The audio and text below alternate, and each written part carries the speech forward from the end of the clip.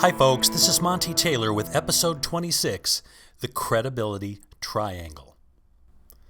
Now the three-way telephone or video conference call is one of the most worthwhile and effective business building activities a professional network marketer can employ to help accelerate the growth of their organization. Unfortunately, many network marketers have never learned the basics of hosting an effective call, nor do they understand the concept and the power of the credibility triangle. The good news, with the right knowledge and skills and by understanding the credibility triangle, you can quickly improve the quality of your conference call communications and, more importantly, your results. But to be clear, why do we host three-way conference calls, whether they're on the phone or Skype, for example? Well, number one, it's for prospecting. Of course, to introduce a prospect to an experienced third party who shares their background story, presents some of the highlights of the business, and can answer the prospect's business or product questions. Next, for training. To provide real-time, on-the-job training to new distributors. Nothing is better than hearing a professional third party and learning how it's done. Welcoming and team building. This is to welcome new team members to the business and introduce them to upline mentors who can offer additional training or support. And fourth, to build belief through third-party validation. This is perhaps the most important reason, and that's to help build belief. Third-party validation is more believable.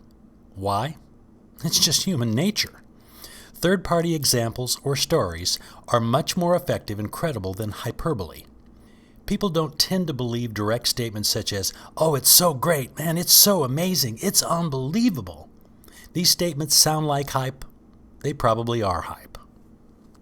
Instead, let a credible third party tell your prospect why they love the product, the opportunity, or how they admire and respect your company. Of course, make sure that they're real, specific, and truthful.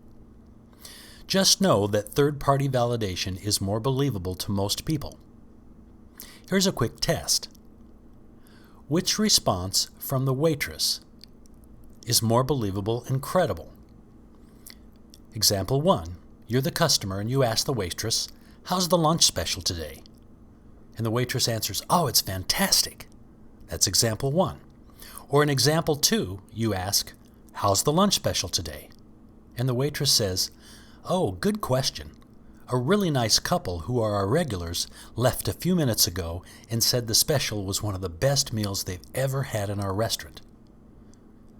Did you meet the couple? Nope. Do you know the couple? Probably not. It may surprise you, but the second, indirect response is more believable to most people. Why? It came from a third party and not directly from the waiter or waitress. In this example, the waitress used the credibility of the third party. You know, nice couple, regulars, just left. And they answered the prospect's questions, not the waitress. Isn't that interesting?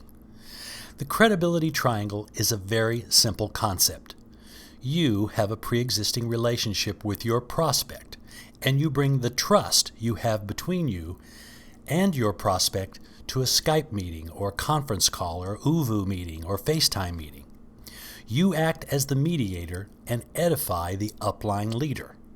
Of course, to edify in this context means to uplift and strengthen the posture of the leader.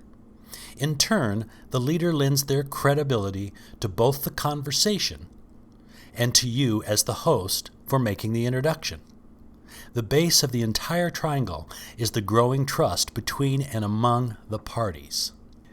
The edify leg of the triangle, by the way, works both ways.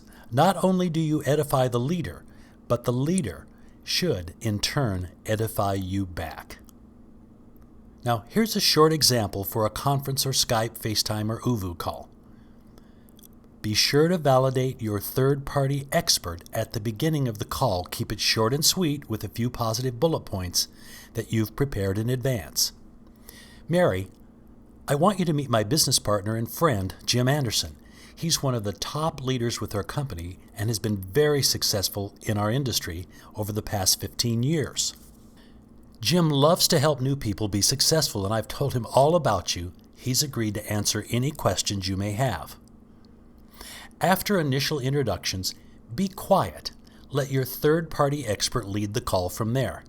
The only time you might want to interject is if you feel your prospect has left out a question that hasn't been answered.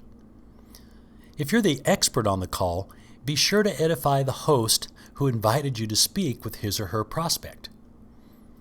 Mary, I just want you to know that you're in very good hands with Sue. She's smart, dedicated, and building an outstanding team. Sue's one of my favorite people. That's how you do it. Never underestimate the power of the credibility triangle and third-party validation. You may be very capable of handling a presentation, questions, closing, and next steps, but adding a third party for additional validation greatly increases your effectiveness. An added bonus is, by example, it teaches your prospect to do the same thing. Here's another bonus. I've created a complete 8-page cheat sheet for you called Sample Scripts for Outrageously Successful 3-Party Calls. The cheat sheet has a pre-call, during the call, and post-call checklist for both the host and the presenter. I've also included dozens of sample scripts and several very eye-opening scripts that will help you keep your conferences short, sweet, powerful, and effective. The free cheat sheet will be attached to the email I sent you notifying you of this video as a downloadable PDF. It's my gift to you. By the way, I've received several emails from subscribers telling me this is the best mini training for 3-party conference calls they've ever seen anywhere. Oh, did you notice the third-party validation there? This is Monty Taylor. Enjoy.